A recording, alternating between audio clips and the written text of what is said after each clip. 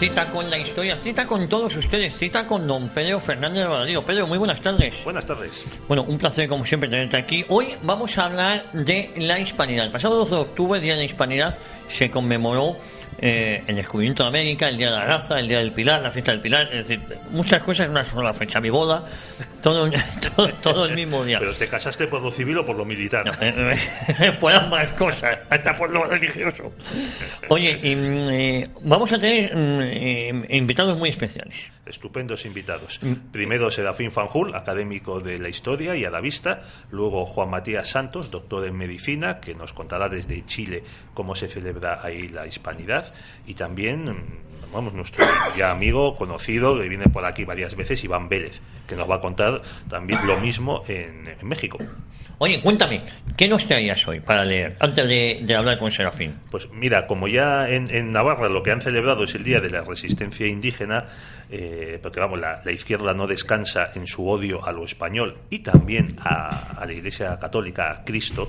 Esto no se puede separar, los dos elementos, España y Cristo, aquí van unidos.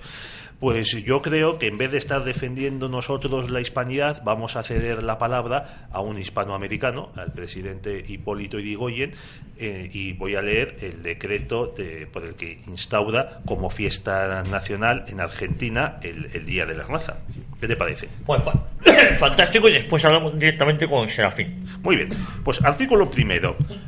El descubrimiento de América es el acontecimiento más trascendental que haya realizado la humanidad a través de los tiempos, pues todas las renovaciones posteriores derivan de este asombroso suceso que, a la par que amplió los límites de la Tierra, abrió insospechados horizontes al espíritu. Segundo, que se debió al genio hispano intensificado por la visión suprema de Colón, efeméride tan portentosa, que no queda suscrita al prodigio del descubrimiento, sino que se consolida con la conquista, empresa esta tan ardua que no tiene término posible de comparación en los anales de todos los pueblos. Tercero, que la España descubridora y conquistadora volcó sobre el continente enigmático y magnífico el valor de sus guerreros, el ardor de sus exploradores, la fe de sus sacerdotes, el preceptismo de sus sabios, la labor de sus menestrales, y derramó sus virtudes sobre la inmensa heredad que integra la nación americana. Por tanto, siendo eminentemente justo consagrar la festividad de la fecha en homenaje a España, progenitora de naciones a las cuales ha dado con la levadura de su sangre y la armonía de su lengua una herencia inmortal, debemos afirmar y sancionar el jubiloso reconocimiento. Y el Poder Ejecutivo de la Nación decreta. Artículo primero. Se declara fiesta nacional el 12 de octubre. Bueno, pues ahí queda... Vaya lenguaje, ahí queda eso, igualito que ahora, la vulgarización del lenguaje. No solo del lenguaje, sino de las ideas. Oye, me ha gustado la vulgarización de las ideas. Bueno, me dicen desde control que ya tenemos a Serafín Fanjul. Serafín, muy buenas tardes. Buenas tardes, o buenos días, más bien. Muy buenos días. Bueno, ¿cómo estamos? Pues bien, bien. Bueno, acabamos de saber que el Parlamento Navarro ha sustituido el día del 12 de octubre, el día de la Hispanidad, por el Día de la Resistencia Indígena. ¿Qué opinión te merece esto? Bueno, pues es una patochada más de las muchas a las que nos tienen acostumbrados los separatistas de nuestro país, que pues hay que recordar que en el 92 había más comisiones contra el quinto centenario en el País Vasco y Cataluña que en todo el continente americano. ¿Por qué? Pues no sé, pues porque aprovechan este asunto como un frente más con el que atacar a la España histórica y a la actual. Es una estupidez más, porque no creo yo que sepan mucho todos estos batasunos más o menos disfrazados, que sepan mucho de historia de América, ni sepan nada de la forma en que se hizo la conquista, ni la colonización, ni el poblamiento, ni la organización administrativa, ni absolutamente nada de nada, no lo saben.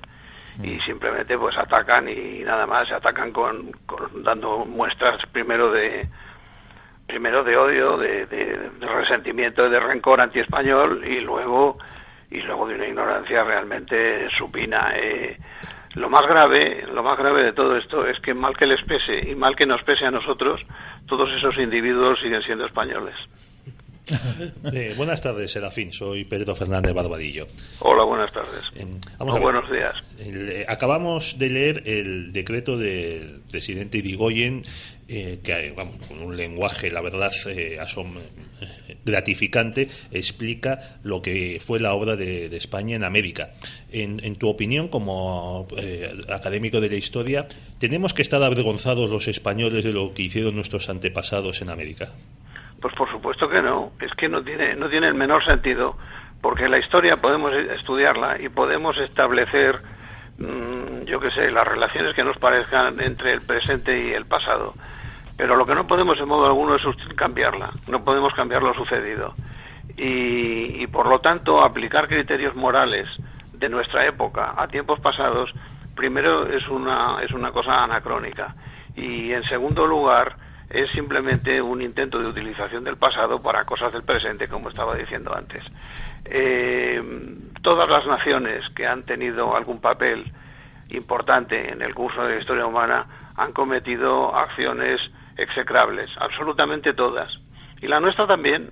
Ahora, habría que pormenorizar cuáles, en qué momento y en qué grado, es decir, toda una serie de cosas que a todos estos habituales y profesionales de la condena no les interesa en absoluto, porque resultaría entonces que, las matanzas que se perpetraron en la toma del Valle Central de México por parte de los españoles, la mayor parte de esas matanzas no las hicieron los conquistadores españoles, las hicieron los tlaxcaltecas y los totonacas, que iban con Cortés y que querían vengarse de los aztecas que los sojuzgaban. Esta misma historia fue la que ocurrió en el Perú, y en más lugares ocurrió lo mismo. Es una cosa completamente demencial, que cuando se aplica el criterio moral a la historia, pues conduce a no entender nada y a simplemente quedarse uno con los clichés que trae preconcebidos y que son los que le interesan. No quiere oír nada, ni quiere saber nada, ni quiere informarse de nada, solo quiere atacar, insultar, etcétera, etcétera. Lo que pasa es que es verdad que en el caso español hay una característica particular, y es que hay un sector español yo creo que desde el siglo XVIII, XIX sobre todo, que goza en este ejercicio de masoquismo, entre otras cosas porque piensan que al hacer este tipo de críticas ellos quedan aparte. Ellos son buenos, ellos son puros, y ellos critican y maldicen a esa España maldita, injusta y asesina. Pues cosas como las de Castelar, ¿no? Que es un señor que pasa por ser más o menos digno, pero que decía cosas tremendas, ¿no? Por ejemplo, Castelar decía: no hay nada más espantoso, más abominable que aquel gran imperio español que era un sudario que se extendía sobre el planeta. Bueno, pues este señor tiene su estatua en Madrid, a mí no me importa nada que siga ahí la estatua de Castelar. Fue presidente de la Primera República, fue un personaje de cierta importancia, y yo no tengo interés ninguno en que se le quite de ahí, se le pase factura por estas estupideces. Pero es efectivamente un caso muy notable, que en España da buenos resultados, porque hay gente que se apunta inmediatamente a estos excesos que no son autocrítica, sino que son sencillamente masoquismo. Es decir, cuando un Juan Goytisolo lanza todas las invectivas, insultos verdaderos contra España, diciendo país de mierda, asesinos, miserables, en fin, todas las cosas que dice Goytisolo en casi todos sus libros. Cuando dice eso, resulta que hay lectores a los que les hace gracia. Cosa que en otros países, esta es la característica típicamente nuestra. En otros países, que yo sepa, en ninguno, excepto quizá Alemania, por razones históricos recientes que habría que pormenorizar también con detalle, y habría que ver cómo y de qué manera se produce eso, pero con la excepción de Alemania, yo no conozco ningún país, y conozco bastantes, en los que haya tanto gusto en atacar, insultar, ofender el recuerdo histórico de la nación. De verdad no lo conozco. Sí, si me permites, Serafín, has mencionado que las naciones que han tenido imperios o que se han expandido han cometido pues barbaridades y demás. Yo quiero añadir que las naciones aparentemente pacíficas, más bien los pueblos, las culturas aparentemente pacíficas, que no se han metido en líos, que aparentemente han respetado... Porque no han podido. No solo eso, no solo iba a decir eso, pero es que tenemos, por ejemplo, la maravilla que debía de ser el Tíbet, y estoy siendo irónico, el Tíbet de los lamas hasta hasta hace poco, tampoco es que los comunistas chinos sean hermanitas de la caridad, o cómo vivían y viven las tribus indígenas en el Amazonas, o los araucanos, o las tribus en África Central. Sí, bueno, vamos a ver. Se matarían poco, pero como eran pocos, se mataban en una proporción mayor de lo que pudiese hacer cualquier imperio de conquista. Pero es que no se trata solo de matar, se trata también de formas de relación de poder dentro de esos grupos y de relación entre los sexos. Por ejemplo, los famosos Yanomami, que tanta gracia le hacían a los europeos hace 20 años o hace 10, y venía el cantante Sting a pasear por aquí un Yanomami con el labio colgando. Con el labio, sí. Y todas estas historias, bueno, todo este folclore, esos Yanomami tan folclóricos que respetan a la naturaleza, que viven en comunión permanente con las aguas y las tierras, y que solamente cazan cuando lo necesitan para comer, bueno, toda esa historia, ¿no? Todo ese rollo. Los Yanomami son una gente que practica de manera sistemática el infantidio femenino. Matan a 3 de cada 4 niñas. Sí. Para mantener, dicen, claro, es que es para mantener la demografía en unos términos sostenibles, diría un progre de por aquí. En términos sostenibles, entonces, claro, pues hay que matar a 3 niñas de cada 4 para que no aumente la población. Y entonces, bueno, eso luego provoca toda una serie de tensiones sexuales dentro del grupo tremendas, ¿no? Pero, bueno, digo que es que lo que falta en nuestro país, por desgracia, y esto entronca con lo de los batasunos de Navarra, lo que falta en nuestro país, por desgracia, es lecturas. Eso es, desgraciadamente, el mayor problema. Tenemos un gravísimo problema de ignorancia, y entonces pues ahí te salen los independentistas catalanes inventándose una historia de la guerra de sucesión que nunca fue así, o se inventan cómo fue el siglo XIX, y yo qué sé, o hasta se inventan que Franco luchó con España contra Cataluña, ¿no? Que es otra estupidez.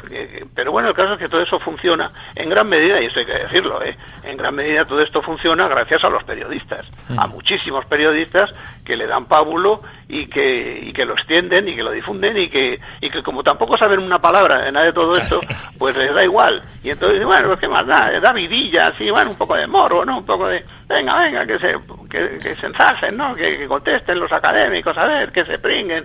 Y entonces viene un guarrindongo cualquiera, un Mindundi cualquiera de Podemos y se pone a discutir de cosas que no sabe o a soltar frases lapidarias de algo que no tienen la menor idea.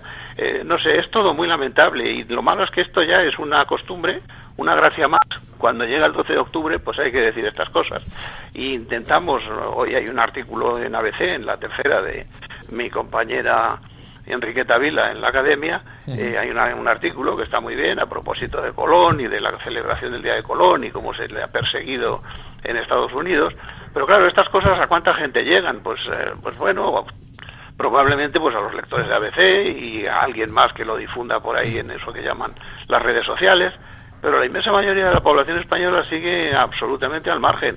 Y me temo que va a seguir así, porque en las escuelas no se enseña nada de todo esto, o se enseña pasando de puntillas y pidiendo perdón. Los profesores tampoco saben muy bien de lo que hablan y le cuentan a los niños, bueno, si no hay alguna interferencia autonómica de estas o independentista de estas que tenemos, pues bueno, pues simplemente pues los profesores no quieren hablar de eso porque no lo entienden muy bien, porque no lo saben, porque, en fin, es una cosa muy lamentable. Bueno, hombre, porque hay que dar clases de lengua vernácula, y porque hay que dar dibujitos, hay que dar flauta dulce y todas estas cosas, y por eso no hay tiempo. Si es que ni siquiera enseñan español, si es que es una cosa terrible, ¿no? Otro problema de los que tenemos relacionado con la ignorancia es que la enseñanza media es una calamidad. Bueno, yo me acuerdo, vamos, todos tenemos hijos, pero claro, pues, mi hija pequeña, pues claro, tiene menos edad, y me acuerdo, ya no es así, pero me acuerdo que cuando estaba en infantil, no, vamos, cuando tenía 10, 11 años, le pregunté, a ver, ¿sabes los ríos de España? Y me dije, sí, el Tajo, el Manzanares y el Jarama, todos de Madrid. Claro, y oye, ¿el Duero? Dicen, no lo hemos dado. Bueno, y esto pasaba en la comunidad autónoma gobernada por Esperanza Aguirre. Bueno, Serafín, una pregunta al hilo de lo que comentaba. Es decir, el modelo autonómico ha podido hacer mucho daño, ¿no? Sobre todo la descentralización de la educación. Comentaba el tema de los periodistas. Es que los periodistas son los primeros ignorantes, junto con la mitad de los profesores. Por supuesto, no, quizá más de la mitad, ¿eh? Sí, sí. O sea, yo he sido catedrático de la universidad y no es que quiera meterme con mis colegas, pero en fin, bueno, que hay mucha deficiencia, ¿no? En estas materias, en estas labores, ¿no? Tanto periodísticas como en la pedagógicas. Pero vamos a ver, dejando lo anecdótico. Realmente hay una carencia de fondo de conocimientos. Y entonces, claro, cuando se ponen estos ejemplos contrarios, es que en Francia esto sería inimaginable, en Inglaterra esto no se podría comprender que se hiciera, pues no se podría, pero todo eso viene de algo, y viene fundamentalmente de que la enseñanza es deficiente, y luego pues que hay un miedo siempre de asociar, de que te asocien, si te pronuncias a favor o como preocupado o interesado por este asunto de la hispanidad o por el descubrimiento, etcétera, te asocien con la extrema derecha, lo cual es también una muestra más de burrez. ¿Qué tiene que ver la extrema derecha con los estudios de americanismo desde hace 2 siglos, ¿no? O yo qué sé, o desde los frailes del siglo XVI, que estudiaban las lenguas indígenas, las difundían, cosa que no saben estos, las difundían, las mantenían, las ponían por delante del castellano en la enseñanza, por ejemplo, del Evangelio o en la civilización general de los indígenas.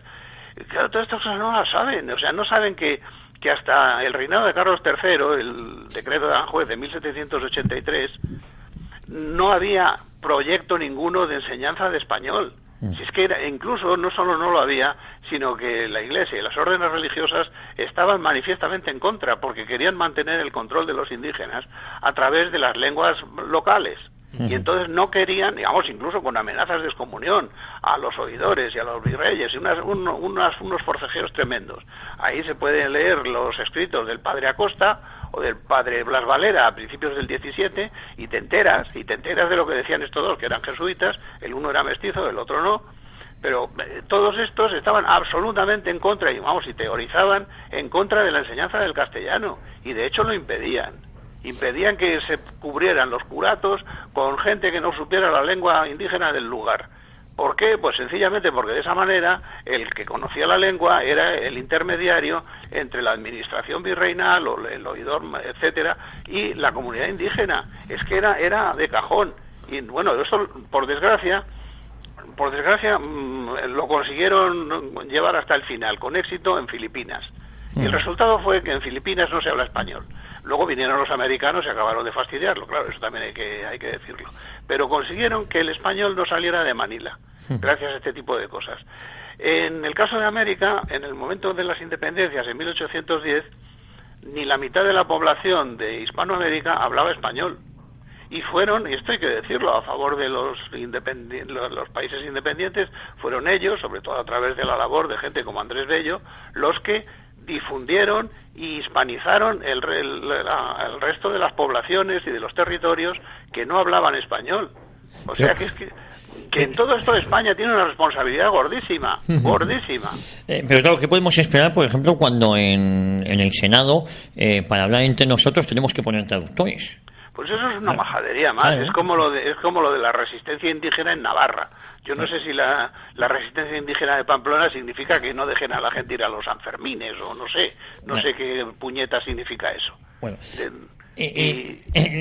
No, la verdad es que cosas veremos, hay una cuestión, ¿cómo defines tú la hispanidad, Serafín? Caramba, eso es como pedirme que defina a Dios, ¿no? El otro día diste una conferencia en la Academia de la Historia sobre la hispanidad. Pues sí, es verdad que di una conferencia sobre eso. O sea, que no nos la des ahora, sobre todo por los pero pues por eso es que ese es el problema, que cuando se sabe mucho, bastante de algo, mucho. Pues es muy difícil dar una definición. Pues bueno, vamos a tratar de ser pedagógicos y breves. Pues hispanidad es la coincidencia, por supuesto afectiva, pero también cultural, de una serie de gentes de distintos países que tenemos un pasado común y que tenemos una visión del mundo determinada común y que podemos tener muchos intereses comunes también para el futuro. Digo podemos, pues porque bueno, eso depende de las circunstancias de cada uno. La España actual puede colaborar más, la de España de hace un siglo y medio podía colaborar menos porque no tenía medios materiales, el siglo XIX fue calamitoso para nosotros, en gran medida porque los españoles de principios del XIX se lo habían buscado, esto también hay que decirlo. Entre otras formas de buscarlo, perdiendo las Indias. Esa fue una de las formas de fastidiarlo. Bueno, pues yo creo que eso es para mí sobre todo es un concepto cultural. Por supuesto que puede llevar también aparejada la idea de coincidencia religiosa en grandísima medida, pero claro está que esto es un terreno íntimo en el que no se puede entrar ni presionar de ninguna forma.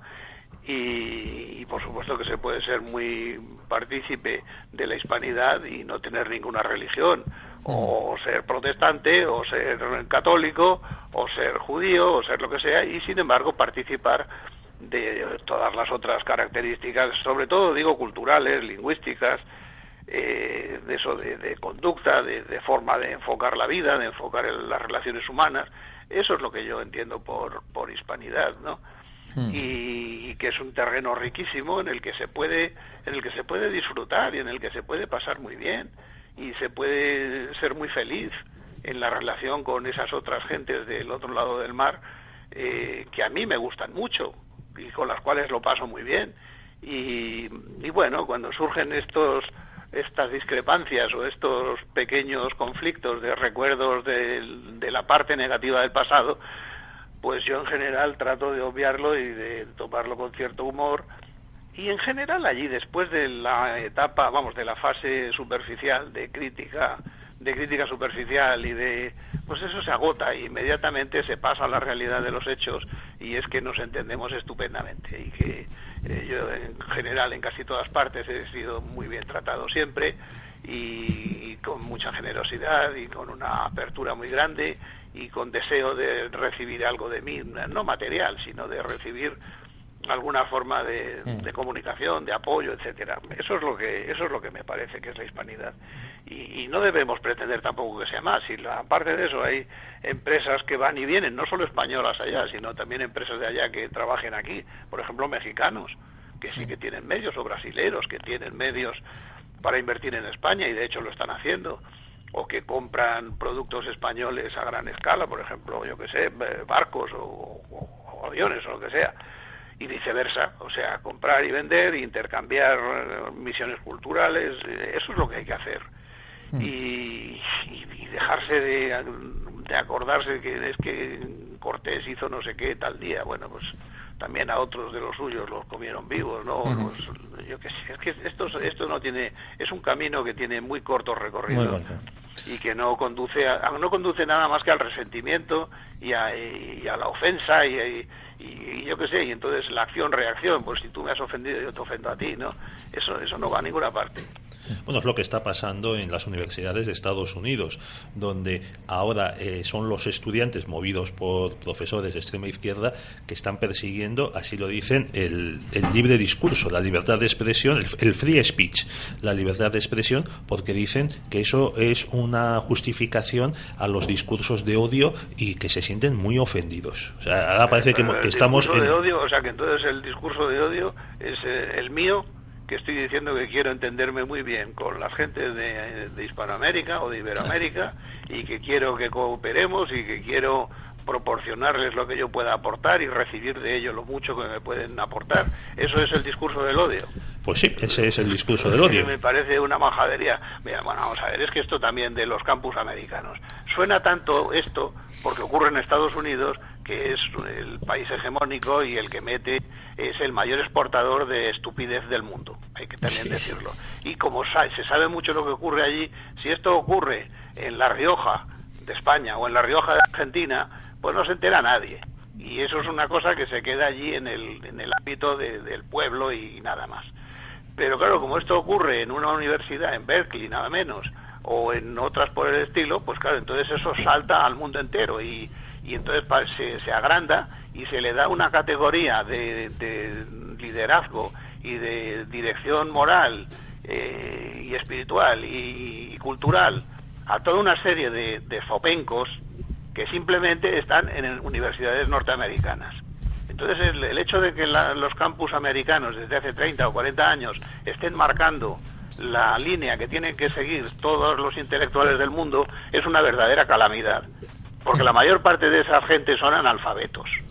Este es el problema. Sí, este es el problema. Este es el problema. Y otras veces, pues no son analfabetos, pero son gente que tienen sus motivaciones. Por ejemplo, no es ninguna novedad esto de que pronto en una universidad americana surja una corriente antihispánica. Es que eso es de cajón. La Universidad de Berkeley, precisamente, tenía, y sigue teniendo, una escuela de estudios americanistas que se ha dedicado, hubo varios importantes historiadores, Cook, Bora, Dobbins, en fin, que se dedicaron a fomentar, a estudiar y a fomentar la idea de que el continente americano estaba pobladísimo en el momento de la llegada de los españoles. Ahora, llegan a decir que tenía como 112 o 115 millones de habitantes, lo cual es una majadería.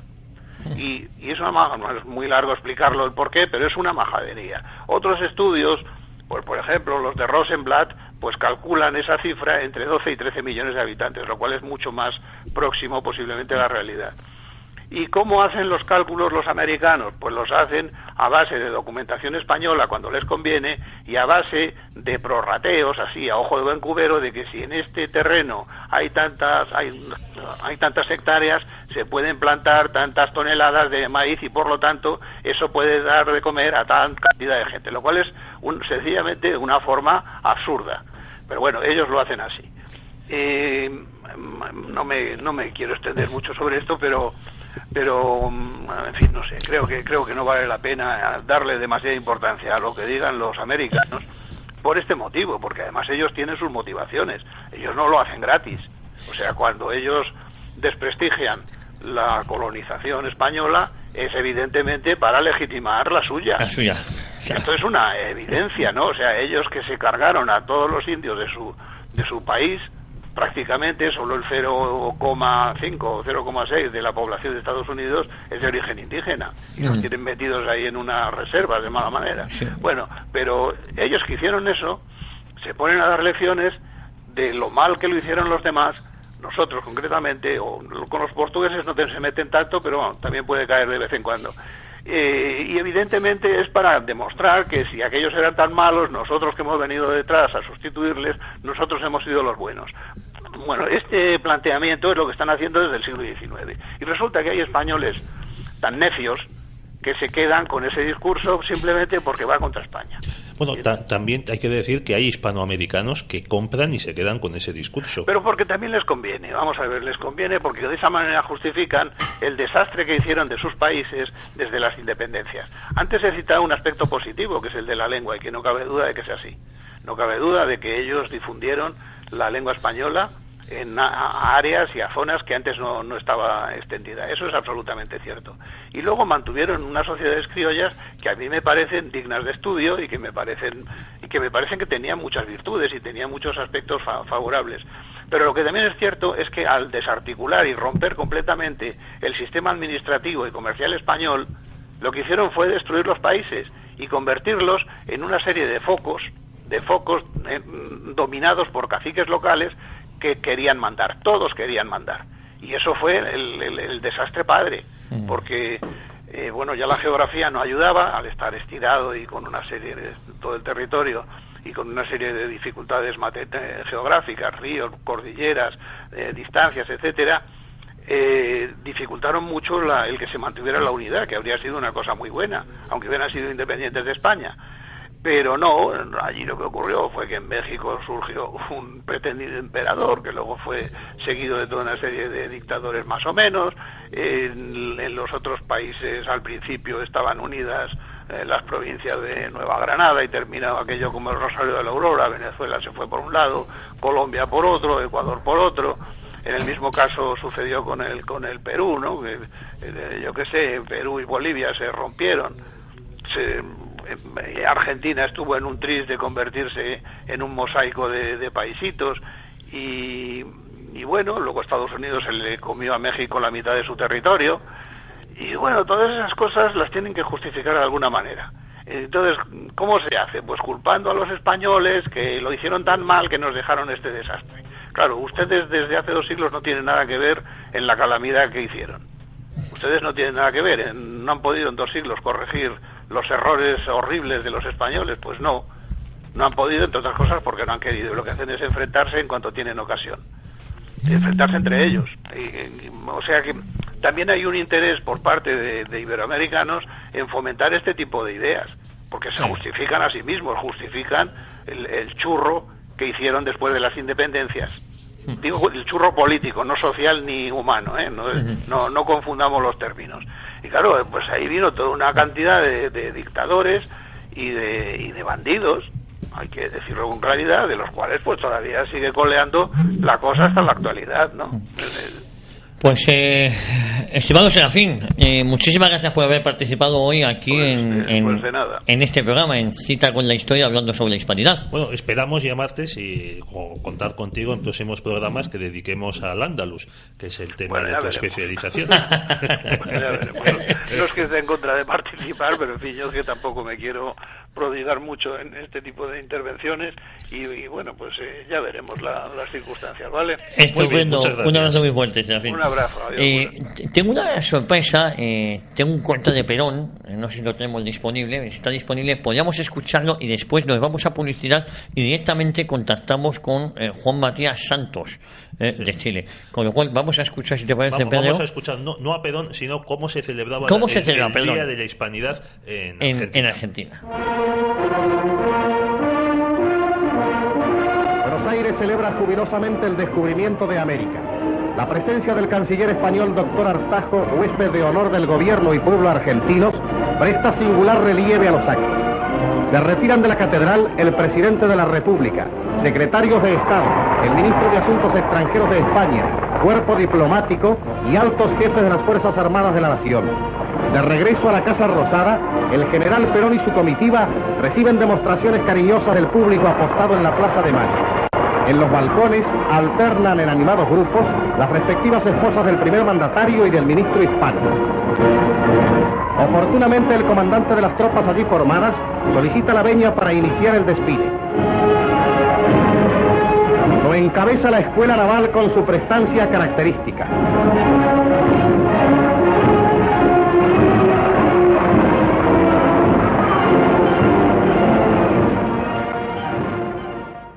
Fichtes, limpieza de moquetas, tapicerías y todo tipo de pavimentos. Fichtes, especialistas en recuperación y rehabilitación de suelos. Teléfono 91 870 4696. Para más información de Fichtes, info@fichtes.com. Summer Decor. Reformas integrales, tarimas y parquets, puertas y ventanas, electricidad, fontanería y calefacción, materiales de alta gama, trabajos limpios y de gran calidad. Summer Decor, más de 20 años de experiencia en el sector de las reformas con la mayor de las garantías. Pida su presupuesto online sin compromiso en summerdecor.com. Paga solo por lo que imprimes con Fabricom. En Fabricom te asesoramos sobre la impresora más adecuada para tu empresa, la mejor tecnología pero sin tener que comprarla. Incluimos todos los servicios y consumibles para que empieces a ahorrar con nosotros. Visítanos en www.fabricom.es o llámanos al teléfono 91 157 1770. Fabricom.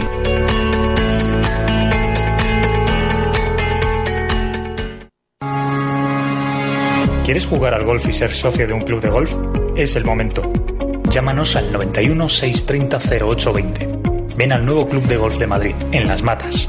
www.ncgm.es. Nuevo Club de Golf de Madrid. Conoce nuestras instalaciones y nuestra escuela. Organizamos tu torneo con las mejores ofertas. Tienes toda la información y las tarifas en nuestra web www.ncgm.es o llámanos al 91 630 0820. Nuevo Club de Golf de Madrid. Mucho más que golf.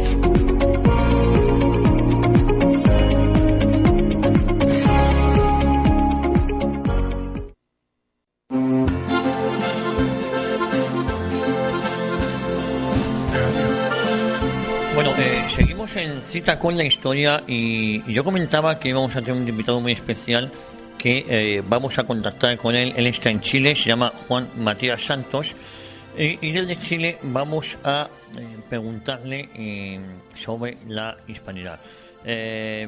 Lo primero, darle los buenos días en Chile, no sé exactamente la hora que allí será. Muy buenos días, Juan Matías Santos. Hola, muy buenas tardes para todos los oyentes de Radio Ya. Buenas tardes para vosotros.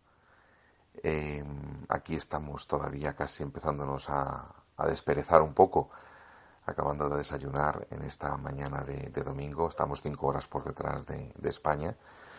Así que bueno, despertarse un poquitín más tarde de lo habitual, desayunar más tarde de lo habitual. Y aquí estamos. Muchísimas gracias por la invitación para estar con vosotros en este momento. Juan Matías, naciste en Salamanca, vives ahora en Chile y has vivido en Argentina. ¿Qué es para ti la hispanidad? Sí, en efecto. Yo he vivido en Hispanoamérica pues ya casi va para 7 años. En Argentina viví a caballo entre Buenos Aires y Córdoba. Y aquí en Chile he vivido siempre en el norte de Chile, en el desierto de Atacama, si bien voy con muchísima frecuencia a Santiago y me toca viajar por cuestiones de trabajo por muchas ciudades del país, que he conocido bastante a Chile, igual que me pasó con buena parte de Argentina, aunque Argentina es muchísimo más extenso. También tengo que decir que todo esto viene de un periplo de haber vivido previamente 13 años en países anglosajones, porque yo viví en Gran Bretaña y en Estados Unidos. En Gran Bretaña hice mi especialidad y en Estados Unidos mi trabajo doctoral. Y eso también me ha permitido quizás pues tener una visión de la hispanidad en contraposición a lo anglosajón, que son dos maneras de estar ante el mundo, dos maneras de vivir, dos maneras de comprender la realidad de las cosas. Diría también que dos maneras de sentir, dos maneras hasta de comunicarse. Está claro que son dos culturas muy potentes, tanto la anglosajona como la hispánica. No se trata de decir cuál es mejor o cuál es peor, cada cual tiene sus ventajas y sus inconvenientes, pero yo sí he podido vivir esa contraposición. Así que, ¿qué es para mí la hispanidad? Bueno, pues habiéndome formado literalmente en países anglosajones, diría que en muy buena medida algo muy diferente, no diré enteramente contrario, pero sí muy diferente de lo anglosajón, de la anglosajonidad, si se puede emplear ese neologismo. Yo, de todas maneras, sí me quedo con una cuestión que creo que es sustancial, que Monseñor Zacarías de Vizcarra, cuando acuña el término hispanidad, le da un significado concreto, pero en realidad, desde un punto de vista histórico, no podemos olvidarlo. La hispanidad es la manera propia de vivir la cristiandad de los pueblos hispánicos. Y esto tiene muchas implicaciones, porque evidentemente es un sustrato que es triple, que es Atenas, Roma y Jerusalén. Tenemos la razón griega, tenemos el derecho romano. Mucho de lo que se ha hecho en la América hispana ha sido nada más que una prolongación, una extrapolación de lo que hizo Roma con nosotros. Y me quedaría con esa parte, dijéramos, de romanidad que existe aquí, presente de muchas maneras, y dentro de lo cristiano, evidentemente, a pesar de que aquí las iglesias protestantes tienen bastantes adeptos y van tomando cada vez más fuerza, pero lo esencial, lo que está culturalmente ahí es lo católico. Entonces, eso configura la hispanidad, de alguna manera. Podríamos hablar en el orden político y ese tipo de cosas, pero quizás no sea el momento para entrar en ello. Juan Matías, ¿existe odio contra la herencia española en América? Fíjate, tú que eres psiquiatra, ¿no te parece ese auto-odio una enfermedad mental? Bueno, yo no diría... Yo no acepto, dijéramos, la premisa básica de la pregunta de si es una enfermedad mental. No me parece que es una enfermedad mental, ni me parece que haya que recurrir a explicar mediante la enfermedad mental la animadversión y en algún momento y en algunos aspectos odio por parte de algunas personas contra la herencia española en América. Yo creo que esto hay que explicarlo como lo que realmente es. Es una campaña de intoxicación, es una guerra de propaganda, la más antigua, quizás la primera guerra de propaganda de la historia, que fue La Leyenda Negra. Recientemente ha habido algún libro en España que me ha alegrado muchísimo de saber que ha sido un exitazo editorial, como Imperiofobia, pero no me puedo dejar de acordar que, siendo yo una persona muy joven, cayó en mis manos un libro, yo leía bien inglés ya en aquella época, Tree of Hate, que luego fue traducido al español, Árbol de Odio, de Philip Powell, que es una visión interesante porque es un norteamericano, anglosajón, protestante, era profesor de historia en Santa Bárbara, y analiza realmente el tema de la leyenda negra. Creo que desde la lectura de libros como Árbol de Odio, que está traducido, ya digo, el clásico de Julián Juderías, La Leyenda Negra, y este nuevo de Imperiofobia, y hay más libros que se pueden citar al respecto, se puede uno, dijéramos, explicar esa animadversión que existe a veces contra la herencia española en América, que por otro lado es una cosa que a mí no me acaba de cuadrar, porque es como ir contra lo que uno es. Y uno ve a veces aquí este intento extranjerizante por parte de unos y de otros de querer ser cosas distintas a lo que realmente son. Chile es un país mestizo, mezcla de español e indio.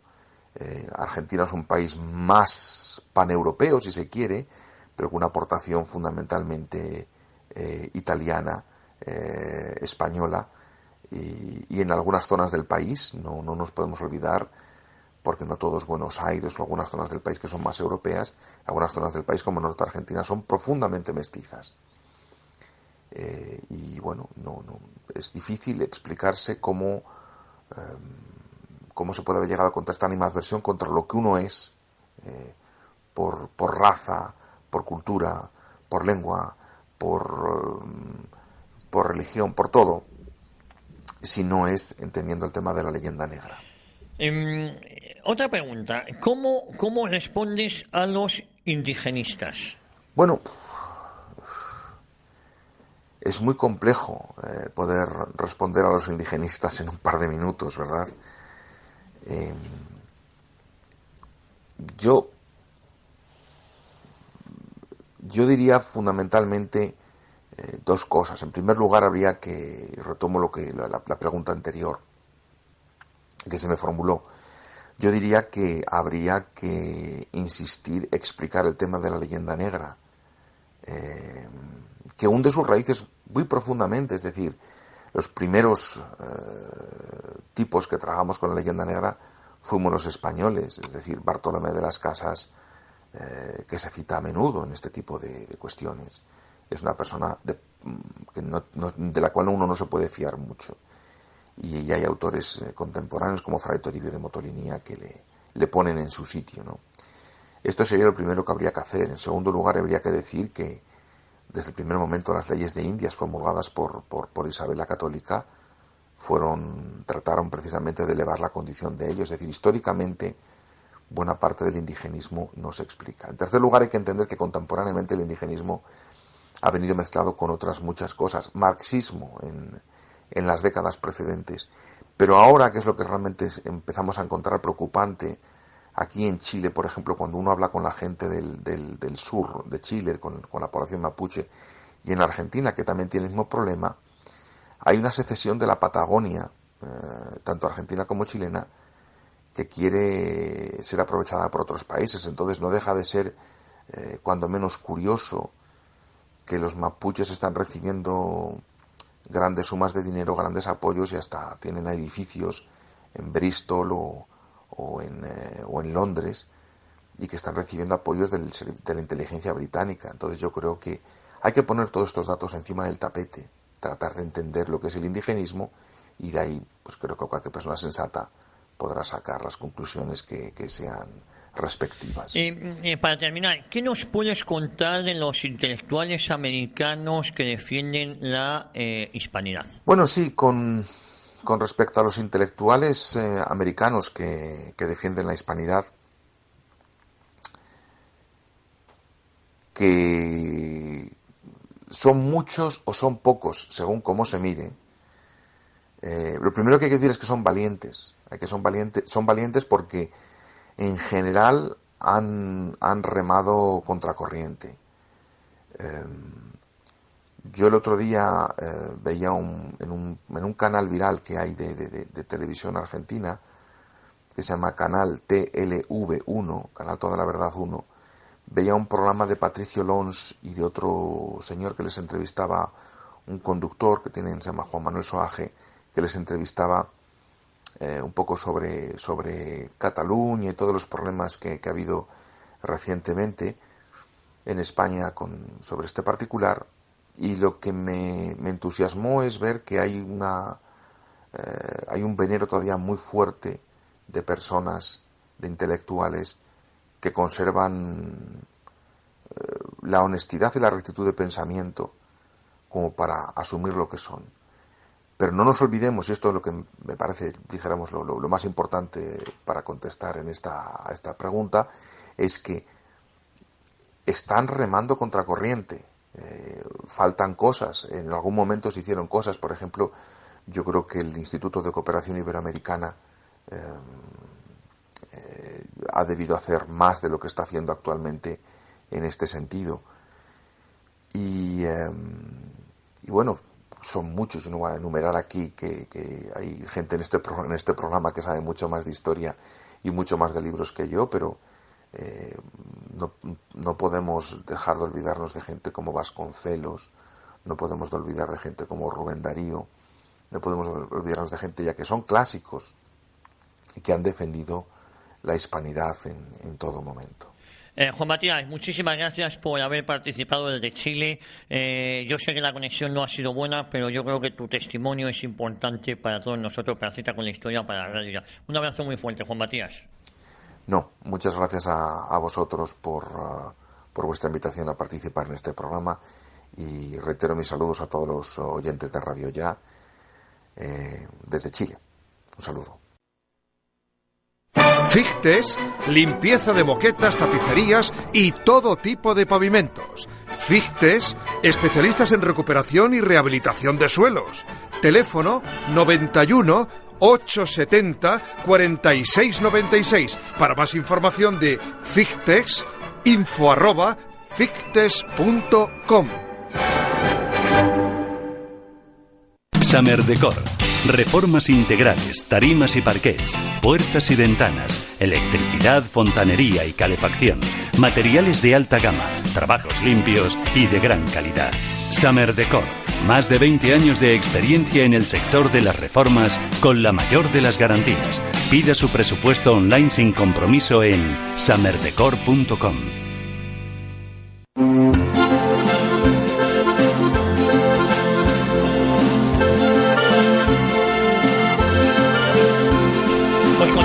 Entramos en la recta final y vamos a hablar con Iván Vélez, buen amigo de esta casa y amigo nuestro, Pedro. Muy bien, me gustaría decir simplemente antes de empezar, y nos oirá Iván, lo que escribió Arturo Soria, el de la calle de Madrid, sobre la fiesta de la raza. Este señor pues diseñó la ciudad lineal y sacaba un boletín para sus vecinos. y escribió esto en el boletín correspondiente al 20 de octubre de 1916. La fiesta de la raza. Propone el gran Mariano de Cavia, periodista de ABC, que se declare fiesta nacional el 12 de octubre, como ya lo hacen americanos y filipinos, y que se celebren en el hermosísimo octubre madrileño cultos y animados festejos más propios de estos tiempos y mejores que los de San Isidro por mayo. Aprobada la idea en este rinconcito por las muchas y buenas razones del maño madrileño y por otras más. Es bella y de grandes horizontes y además conveniente a los intereses de Madrid y de la ciudad lineal, suburbio madrileño. Pues basta y sobra. Para el año próximo venidero intentaremos hacer algo, solos o acompañados. Bla, bla, bla. Invito a los amigos, con socios y con vecinos a pensar, a decir y a proponer lo que les parezca a don Ángel Muñoz, insuperable organizador de festejos. Y con todo ello, él formulará el plan para 1917. Firmado Arturo Soria. Señor de izquierdas, señor masón, señor teósofo. O sea, que es que vemos que la izquierda podía ser patriótica a principios del siglo pasado. Sí, poquito, pero podía ser. ¿Cómo ha cambiado? Bueno, un poco pedante también, la verdad. Nadie le quitó la calle, ¿no? Pues Franco se la dejó, ¿eh? Sí, por eso digo. Yo estoy pensando si Franco de verdad debía de ser un tapado, ¿no? de la izquierda, porque no tocó nada. Iván Vélez, muy buenos días. Tal. Iván, ¿qué tal? Sí, pues bien, aquí andamos un poco resfriados, pero bien. Nada. Pasando estos tiempos. Es lo que nos toca, ¿eh? Es lo que nos toca. Oye, Iván, autor de varios libros, uno de ellos Cortés, La leyenda negra. Has estado hace unos meses en México. A mí sí me gustaría que nos dijeras cómo se vive la hispanidad en México. Bien. Yo estuve en mayo en México, estuve 9 días presentando allí la edición mexicana del Mito de Cortés y tuve pues varias presentaciones y bueno, pues en las formas de tomar el pulso a la cuestión, sobre todo vinculada en este caso a Cortés, pues ha sido en esos coloquios, ¿no?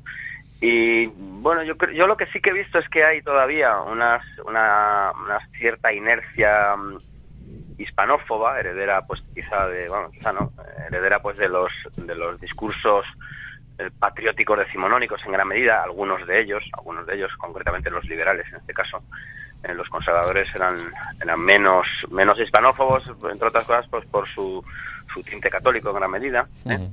Y lo que he visto es que aunque hay una ofensiva indigenista que viene teñida enormemente de leyenda negra, sí que me ha parecido percibir que en ciertos ambientes académicos y gente pues yo qué sé de unos 30 años o más o menos de esa edad, parece que está menos cautivo esa visión tan distorsionada de la conquista, que es una cosa traumática para muchos mexicanos. O sea que yo pienso que si no bajamos el pulso de trabajar en esa dirección, pues se puede ir cambiando esa mentalidad, porque no olvidemos que esas mentalidades pues irradian desde determinados focos, ¿verdad? Que suelen ser las universidades, los medios de comunicación, etcétera. Pero a mí me parece que sí que va bajando un poco la marea en cuanto, por ejemplo, a la conquista, si bien pues persiste todavía la fuerza del indigenismo por el otro lado. O sea que es una tensión ahí difícil de resolver. Hola, buenas tardes, Iván. Buenas. Hemos hablado en la primera parte del programa con Serafín Fanjul, que ha recordado cómo el México independiente pierde la mitad del país en una guerra con Estados Unidos. Parece que para los mexicanos es peor Cortés que los caudillos, los próceres y los caciques que les llevaron a este enfrentamiento con México. El general Santa Anna era el que mandaba ahí, que les hace perder Texas, California, Arizona, Nuevo México, y incluso había un movimiento en Estados Unidos que pedía la anexión completa de México, All México. O sea, consideran peor algunos de ellos a Hernán Cortés que a estos individuos. Pues sí, por la fuerza que tiene la leyenda negra, me parece a mí. Quiero decir que este cañamazo ideológico que constituyó la leyenda negra, pues lo recoge todo. Y son capaces de no ver que el actual México es mucho más heredero del virreinato, y quien abre las puertas a la posibilidad de un virreinato es Cortés, evidentemente, que a lo que había antes, aun cuando, por supuesto, pues hay reliquias arqueológicas, etcétera, y componentes folclóricos, componentes, por supuesto, raciales previos, evidentísimo, pero eso es el resultado de un mestizaje que no se dio precisamente en esas tierras que algunos ven con buenos ojos, que son aquellas que exterminaron a la población indígena, claramente a los Estados Unidos. Y bueno, pues el problema es ese, que la leyenda negra tiene más peso que la historia y que los datos, porque lo que sí que es cierto es lo que acabáis de decir, que México pierde una enorme cantidad de territorio en el 19, una vez que ya no estaba la pérfida España interviniendo aquel paraíso previo, y lo que ocurre pues es eso, que les arrebatan una enorme cantidad de terreno por la fuerza, por el dinero, pero también por la ideología. No olvidemos que la implantación de las logias masónicas yorquinas en México se da en los años 20, a finales de los años 20, en los años 20 del 19, evidentemente. O sea, que deberían reflexionar en torno a esa visión que tienen de su historia. Bueno, Iván, nos quedan 3 minutitos, sí. Y quería preguntarte solo, no sé si estabas en México cuando se produjo el hallazgo de, no sé decir la palabra, de este lugar donde se ensartaban, este artefacto que ensartaba los cráneos de los sacrificados en Tenochtitlán. Sí, ese es el Zompantli, que se llama, y es un altar de cráneos para los sacrificados. Y que eso es algo que yo también lo incorporé en el libro y lo he expuesto alguna que otra ocasión, porque y el problema que suscita el afloramiento de esas reliquias es que refuerzan o verifican lo que se decía en las crónicas, porque también las crónicas se han tachado de fantasiosas. Y bueno, pues cuando Andrés de Tapia, creo recordar, si no me equivoco, es el que habla de la cantidad de cráneos ahí ensartados, pues no es fantasía si aparecen realmente los cráneos, como así fue. Yo creo que la arqueología va avalando pues eso, va avalando también que hubo matanzas de españoles por parte de mexicas, que se realimenta para bien, me parece a mí. ¿Y cómo es que la izquierda en España acepta el discurso hispanófobo?